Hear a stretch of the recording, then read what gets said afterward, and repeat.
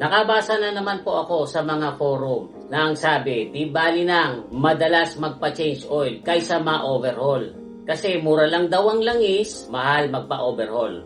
Alam nyo guys, para po sa akin, ito na ang pinakagasgas na dialogue ng mga kasa at mga shops para kayo mas madalas na bumisita sa kanila at magpa-change oil. Hindi ko naman po nila lahat. Kapag nagtanong ka sa kanila kung kailan ang next change oil mo, ang sasabihin nila sa iyo ay babalik ka after 3 months. Or kung naka 5,000 kilometers ka naman bago mag 3 months, kailangan mo na rin bumalik. Yan ay regardless kung regular oil ba or full synthetic ang ginamit mo.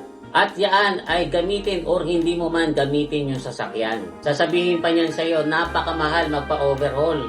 At kumisan matagal gawin, depende sa shop, lalo kung marami silang tanggap na customer.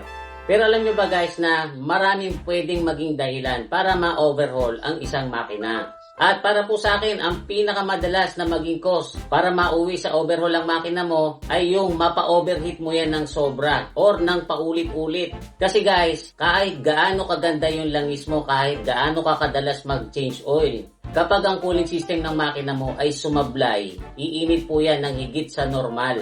Eventually, kukulo at mag-e-expand po yung coolant, tatapon lang po yan dun sa may overflow. Kaya lalong iinit yung makina. Kasabay niyan ay maluluto yung langis kahit pa yan bagong change oil. Kaya hindi yan makakapag-lubricate ng maayos. Mamamaga ngayon yung mga pyesa sa loob ng makina mo, magkikiskisa na ngayon yung mga pyesa. At yung excessive friction ang magiging dahilan para yan huminto.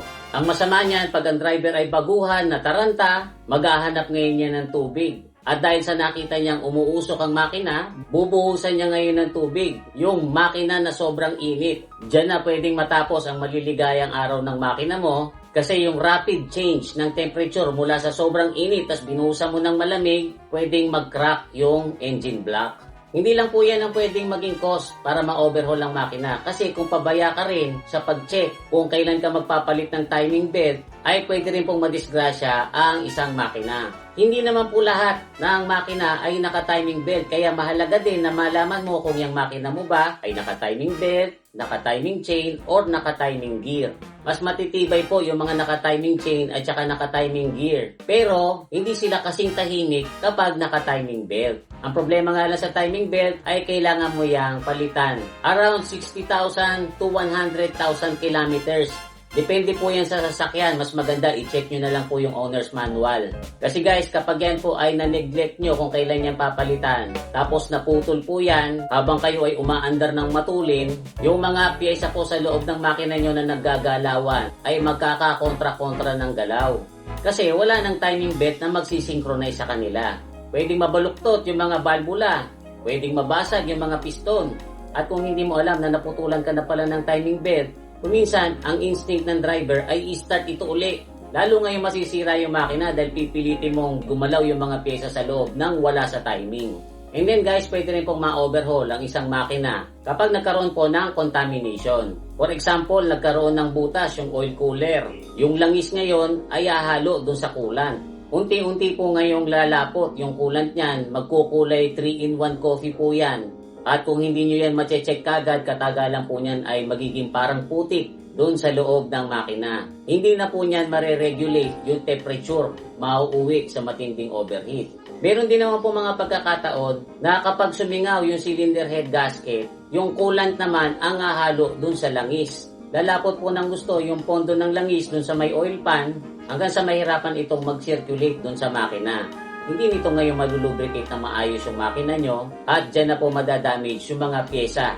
And then kung kayo po yung tipo ng driver na gamit lang ng gamit, magugulat na lang kayo isang araw ay hihinto na lang yan. At pag dinala nyo na po yan sa shop, ang sasabihin sa inyo ng mekaniko, kailangan na po yang i-overhaul. Ang isa pa pong rason para mauwi sa overhaul ang isang makina ay yung pag nalusong po yan sa baha. Kung halimbawa ang sasakyan nyo ay nasa garahe lang tapos inabot po yan ng baha, natural papasukin ng tubig yung makina. Magagawa pa po yan ng mekaniko na palabasin yung tubig at mapa-start ulit yung makina kung walang masisirang electronic parts. Ngayon, kung may na-damage naman po mga electronic parts, kuminsan nakukuha naman doon sa patutuyuin lang at nagagamit pa ulit. Pero kung halimbawa, inilusong nyo po yan sa baha, nagulat kayo ngayon, napakalalim pala.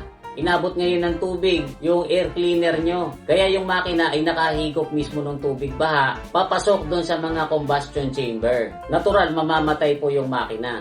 Kuminsan may mga driver, akala nila makukuha yan sa pai-starting uli. Yun po ang malaking pagkakamali nila. Kasi guys, yung tubig po na nandun sa loob ng combustion chamber ay hindi mako-compress. Ang tubig po kasi ay incompressible. Kaya pag pinilit nyo po yung i-start, mababaluktot yung connecting rod. Lalong hindi na yan naandar. Meron nga po akong kaibigan noon na inilusong niya sa bahay yung sasakyan niya.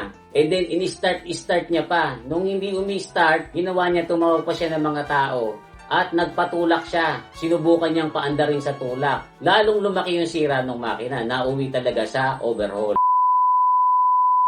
Pwede ring ma-overhaul ang isang makina kapag ito ay overused na. Kasi madalas gamitin o kaya naman maraming taon na ang nakalipas na nakapagbigay ito ng serbisyo. Alam nyo kasi guys, kahit gaano kaganda ang langis natin, ang kaya lang po talagang gawin yan ay pahabain yung buhay ng makina. Pero lahat po kasi ng makina ay dumadating din dun sa time na napupudpud yung mga bearing, mga piston ring, yung piston, yung cylinder, hanggang sa unti-unti nang humina ang compression nito at pagtagal, hard starting na yan, hindi na maayos ang minor, mahina ang power, malakas na sa gasolina, tapos kumakain ng langis. Yan na po yung time na sasabihan na kayo ng mekaniko na mas magandang i-overhaul na lang kung ayaw nyong bumili ng bago.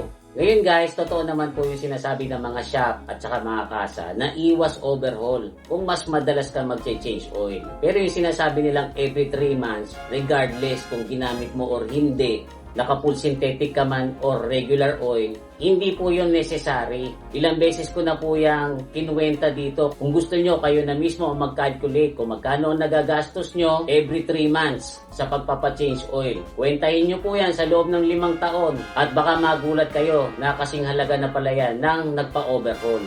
Ang pinakamaganda po niyan, basahin nyo maigi yung nandun sa owner's manual nyo. Kung wala naman kayong manual, ay pwede nyo naman po yung i-research sa internet para hindi kayo mauto ng mga mapagsamantalang kasa or shops. Yan naman po ay practical na suggestion ko lang naman. Pero kung handa kayong gumastos at na-enjoy nyo yung ginagastosan nyo yung sasakyan nyo, by all means ay ituloy nyo lang kung ano yung ginagawa nyo. Kahit nga every month magpa-change oil kayo, wala naman pong masama doon, kaya lang magastos at saka time consuming. So guys, I hope na nakatulong itong konting kwentuhan natin ngayon. Kung meron po kayong mga gustong idagdag, meron kayong suggestions and opinions about sa topic natin ngayon, ay pwede nyo po yung ilagay sa comment section sa baba. Huwag nyo lang pong kakalimutang mag-like at saka mag-share. Muli ito po si Kuya Mikmik na nagsasabing, palagi kang lamang pag marami kang alam. Bye-bye!